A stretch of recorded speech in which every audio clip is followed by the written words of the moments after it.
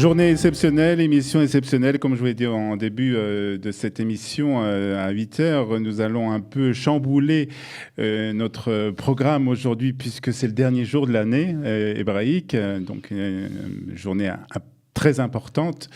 Et nous avons comme invité, un invité aussi très important, puisque nous avons le grand plaisir, l'honneur de recevoir dans nos studios le Rav Ben Ishai. Boker Tov, bonjour Rav Ben Ishai. Merci d'abord d'être avec nous ce matin. Ça doit être une journée aussi très chargée pour vous, puisque vous êtes Rav d'une communauté, la communauté Kilat Emouna Shelema à Jérusalem. Je suppose que vous avez beaucoup de choses à faire. Et merci de nous consacrer du temps ce matin pour nous parler de Rosh Hashanah. Shalom, et merci de m'avoir introduit dans votre emploi du temps. Donc une journée aussi très chargée. On va quand même parler, puisque ce soir c'est Rosh Hashanah, c'est un peu spécial puisque on va parler des 2 jours de Rosh Hashanah et c'est suivi par la fête, par Shabbat. Donc cela demande quelques préparatifs un peu exceptionnels aussi. Effectivement, nous avons cette année quelque chose que nous connaissons moins en Israël qu'en dehors d'Israël, où il y a souvent cette situation, 2 jours de Yom Tov, 2 jours de fête sont suivis par Shabbat. En Israël, nous avons en général qu'1 jour de Yom Tov. Cette année, avec Rosh Hashanah, nous avons ce cas de figure. Ce cas de figure, ça veut dire qu'on va on va vivre 3 jours d'affilée, 2 jours de fête et le jour de Shabbat.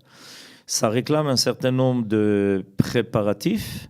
Je voudrais rappeler brièvement qu'aujourd'hui, on peut le faire même maintenant déjà. Il faut préparer ce que l'on appelle Eruv Tafshilin. Il y a une bénédiction à faire, Al Mitzvah Eruv, il y a une formule à réciter. Le but du Eruv Tafshilin est important. Il nous permettra de faire vendredi tous les préparatifs en vue du Shabbat. Vendredi, c'est fête. Et nous avons quand même des choses que nous devons faire et nous voulons faire en vue de Shabbat, comme par exemple cuisiner ou même allumer les nérodes de Shabbat. Et ça réclame ce Eruv Tafshilin qui a été institué par nos sages et qui, de façon globale, veut dire la chose suivante. C'est comme si nous préparons aujourd'hui, avant Rosh Hashanah, déjà une partie du Shabbat. C'est pour ça que le Eruv Tafshilin doit rester en place jusqu'à l'entrée du Shabbat. Et nous devons le manger pendant le Shabbat. Nous pouvons, et c'est une bonne chose que de le consommer pendant le Shabbat. On a l'habitude de le faire à la Seouda Shlishit. Le Eruv Tafshilin consiste à prendre, par exemple, une challah et de prendre quelque chose qui peut accompagner la consommation de la challah. On prend un œuf, on prend un morceau de viande, un morceau de poisson, quelque chose qui peut se maintenir jusqu'à Shabbat. Et grâce à ce Eruv Tafshilin, nous avons donc la possibilité de faire les préparatifs pour Shabbat, mais je voudrais quand même faire remarquer que ces préparatifs doivent se faire vendredi. On ne peut pas demain préparer pour Shabbat déjà. On peut aujourd'hui préparer tout ce que l'on veut pour les 2 jours de fête et même Shabbat. Il y en a qui préfèrent comme ça être libres pendant les 2 jours de Rosh Hashanah pour pouvoir être disponible pour les prières, pour la sonnerie du shofar, pour Tashlich qui va avoir lieu demain, le premier jour. Ceux qui ne l'auront pas fait de jour pourront le faire vendredi, le 2e jour de Rosh Hashanah. Il y a d'autres choses importantes à laquelle il faut penser. Dans le cas de figure aussi, si des gens préparent tout leur repas aujourd'hui, même pour le Shabbat, il faut quand même faire ce Eruv Tafshilin pour... Alors, selon l'opinion du Shulchan Aruch, on serait dispensé du Eruv Tafshilin si on n'a aucun préparatif à faire en vue du Shabbat. Néanmoins, d'autres opinions disent que puisque de toutes les façons, nous n'avons pas le choix, d'autre choix que d'allumer les bougies de Shabbat pendant Rosh Hashanah, puisque ça doit se faire avant l'entrée du Shabbat, il est quand même recommandé de mettre le Eruv Tafshilin. Mettre la table de Shabbat vendredi après-midi, c'est permis ou il faut attendre l'entrée du Shabbat? Il faut attendre l'entrée du Shabbat. Très bien. Les préparatifs, chaque jour a sa sainteté en soi. Et donc, il faut attendre que chaque jour ait passé ce qui doit être passé. Et on ne peut même pas faire de préparatifs du premier pour le 2e jour. D'accord. Et donc, chaque jour doit avoir ses préparatifs qui le concernent. C'est quand même important de faire remarquer qu'à part l'allumage des Néroth, on n'a pas le choix. Ça, on est obligé de le faire avant l'entrée du Shabbat. Alors, vous nous parliez des 2 jours justement de Rosh Hashanah, Oui. dont on n'a pas l'habitude. On sait qu'à l'étranger, en Galoute, il y a les Yom Tov, c'est toujours 2 jours. Pourquoi Rosh Hashanah dure 2 jours? Alors ça, c'est une très bonne question. Et il se trouve qu'en général, la raison pour laquelle on fait 2 jours de Yom Tov en dehors d'Israël, c'est que quand on sanctifiait le mois en Eretz Israël, ça prenait du temps pour faire parvenir l'information en dehors d'Israël. Et donc, pour être sûr de faire Yom Tov à la bonne date, on ne prenait pas de risque et on prenait les 2 possibilités qui s'offraient. Ce qui a amené 2 jours de Yom Tov. En Israël, le seul cas où il risque d'y avoir un doute, c'est précisément ce qui concerne Rosh Hashanah. Pourquoi? Parce que Rosh Hashanah, c'est en même temps, en fait, Rosh Chodesh. Or, le tribunal rabbinique devait siéger et attendre que des témoins se présentent. D'accord. Alors, il pourrait arriver un cas de figure très particulier où les témoins arrivaient seulement à la fin du premier jour et peut-être même déclarer qu'ils avaient quand même vu le renouvellement de la lune. Et donc, en fait, le premier jour était déjà Rosh Hashanah. Mais on a laissé passer toute la première journée sans prendre en considération cela. Et puis, voilà tout d'un coup que des témoins viennent dire « Mais oui, c'est quand même Rosh Hashanah ». Alors, pour ne pas rentrer donc dans ce doute-là, nos sages ont institué qu'il y ait 2 jours de Rosh Hashanah, le 1 et le 2 Tishrei. Je voudrais quand même faire remarquer que la Torah, et d'une certaine façon, avait déjà envisagé que Rosh Hashanah soit de 2 jours. Et je vais donner une allusion qui est intéressante. C'est que le premier mot de la Torah, donc le premier mot de la création, est Bereshit. Ce sont les lettres Aleph, Bet, Tishrei. Le mot Bereshit sont les lettres Aleph, Bet, Tishrei. Donc on voit bien que c'est déjà marqué. Dans le premier mot de la Torah, il y a déjà une allusion à cela. Alors les différentes fêtes, que ce soit Pessah, Sukkot, il y a beaucoup de mitzvot. À Sukkot, on a le lulav, on doit s'asseoir dans la souka. À Pessah, on doit manger de la matzah. Il y a la mitzvah de lire la Haggadah. À Rosh Hashanah, on n'a en fait qu'une seule mitzvah, si je ne me trompe pas. De la Torah, nous n'avons qu'une seule mitzvah. Le shofar. Cette mitzvah, c'est effectivement d'entendre le shofar. Non pas de sonner le shofar, mais de l'entendre. On le remarque dans la bracha. Asher kideshanu be'mizotav vetzivanu lishmoa kol shofar. Évidemment, pour l'entendre, il faut que quelqu'un sonne. Et évidemment, on se pose toujours la question de savoir comment s'acquitter de cette mitzvah. En fait, on sonne aujourd'hui dans les synagogues, dans les Bate Knesset, beaucoup plus que ce à quoi on est tenu par la Torah. On est tenu à la Torah d'entendre 30 voix, 30 sons du shofar, mais en fait, dans chaque Bate Knesset, la tradition est d'enseigner 100.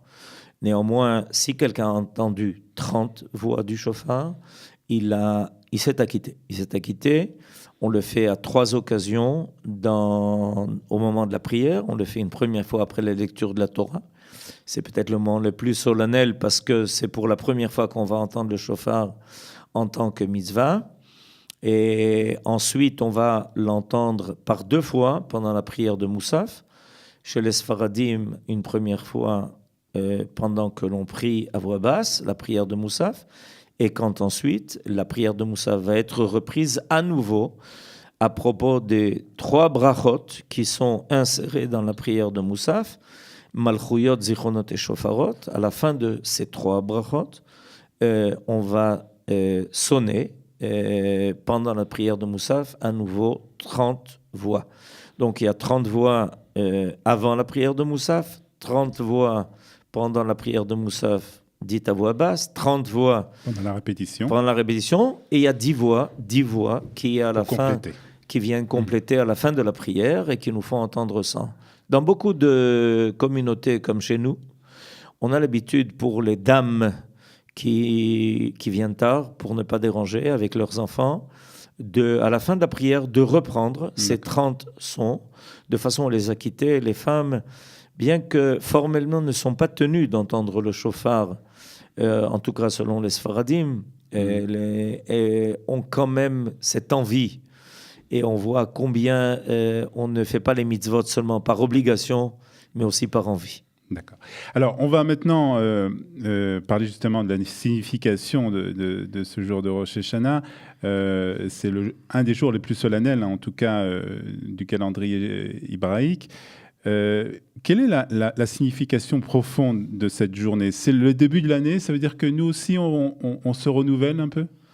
Alors, en fait, Rosh Hashanah est le jour de la création de l'homme. De l'homme? De l'homme.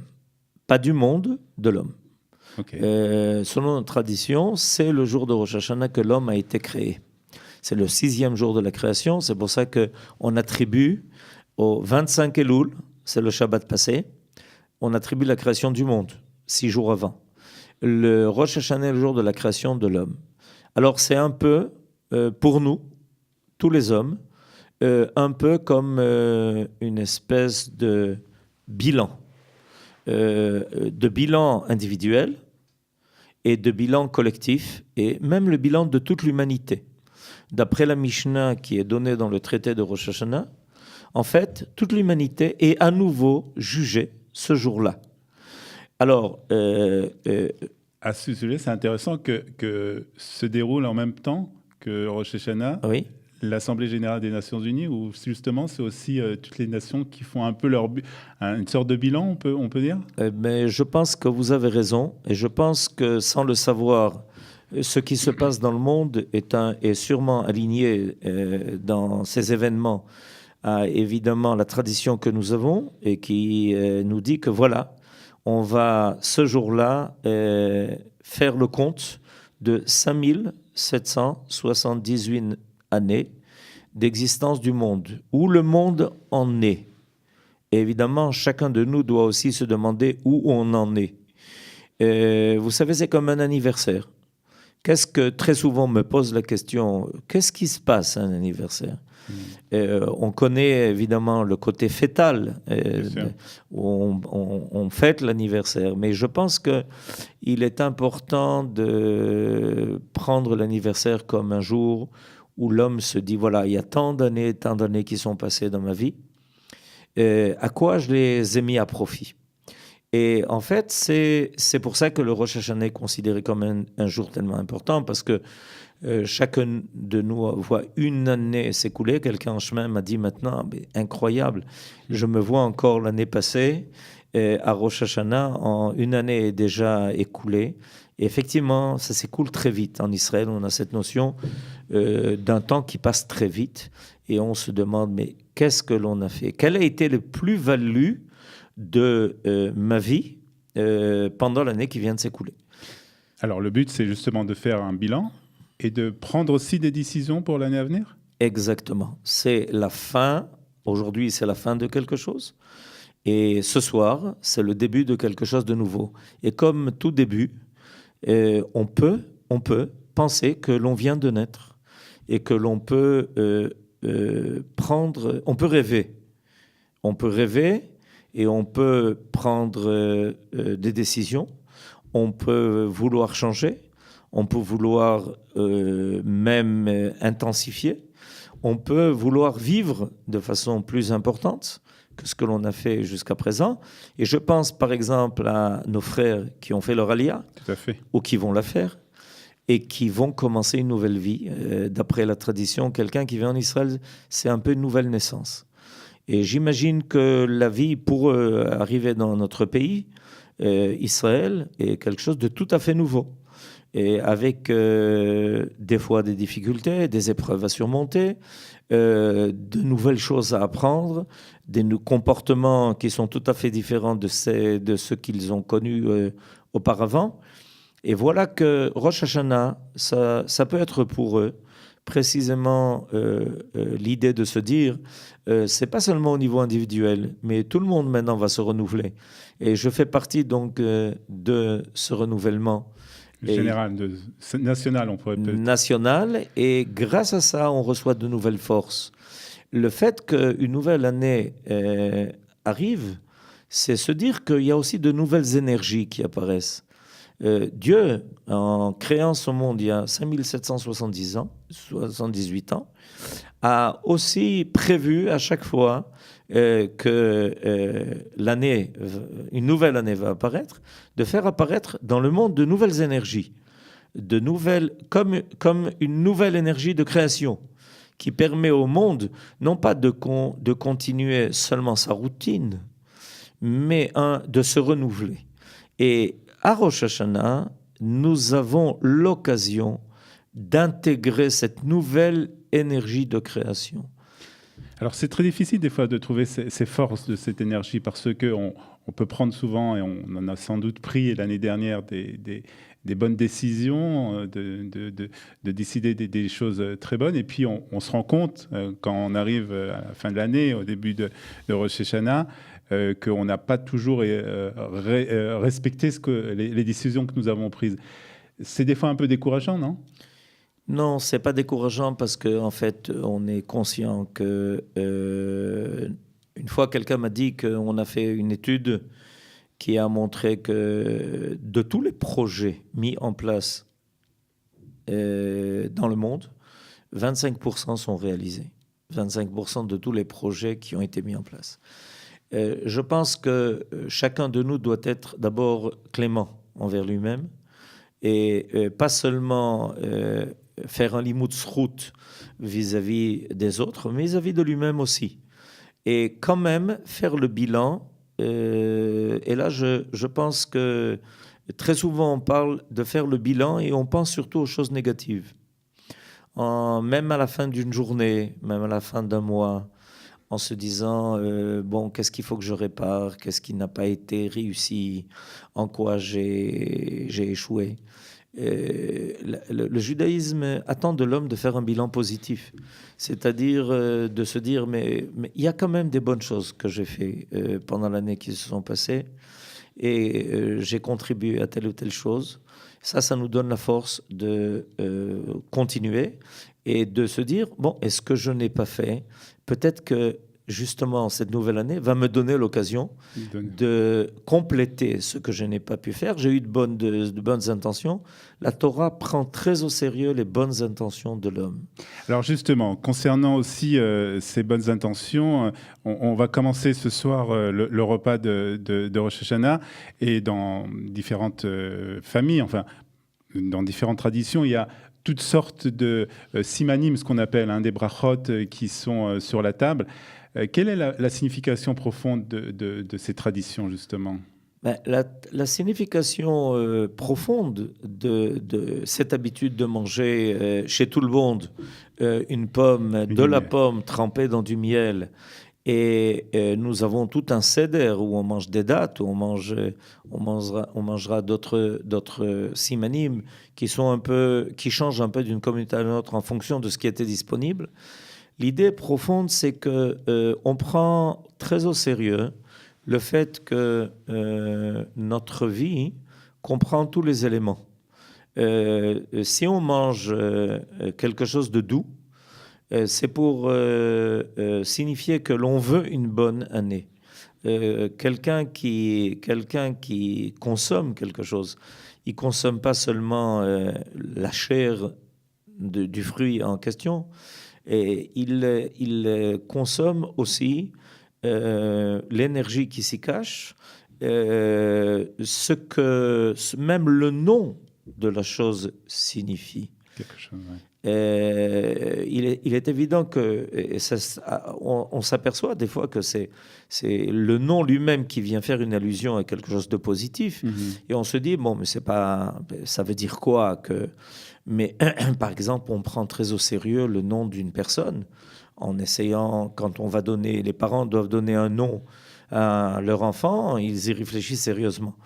Et si on a des éléments de la création qui portent un nom que l'on connaît et qui ont ces noms ont une signification, on pense que en fait l'année comme je le disais tout à l'heure, c'est la création de l'homme après la création du monde.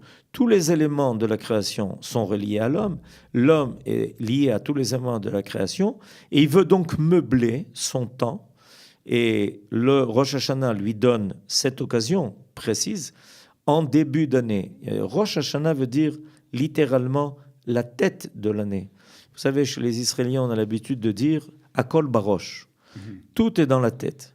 Et donc, on veut intégrer dans ce premier et deuxième jour de Rosh Hashanah, qui n'en sont qu'un, intégrer des éléments qui soient positifs, en disant, voilà, si j'ai réussi à les intégrer dans le début de l'année, ils vont m'accompagner pendant toute l'année.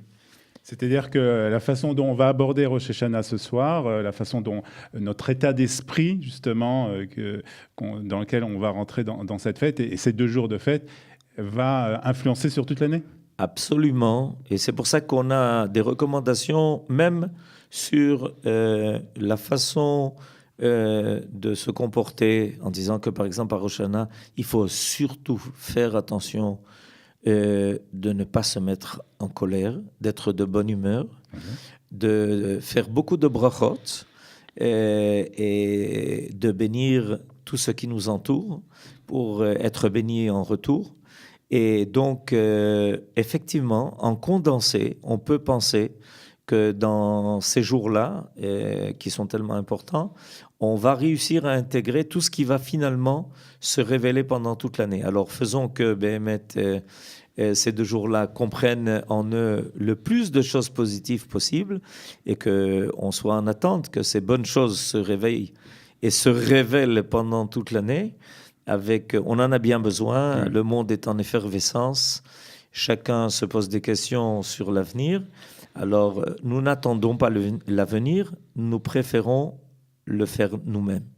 Merci beaucoup et merci aussi pour ces belles paroles pour terminer cette émission, cette dernière émission sur Studio Kalita. Merci beaucoup Rav Ben Ishai d'avoir été avec nous. Shana Tova pour vous et pour toute votre communauté et pour toute la communauté d'Israël, bien entendu. Merci beaucoup de nous avoir suivis. Merci pour votre attention et merci aussi à David pour la réalisation technique. Bonne année à tous, Shana Tova, de bonnes fêtes à tout le peuple d'Israël. Leitrot, Toda Rabba. Amen.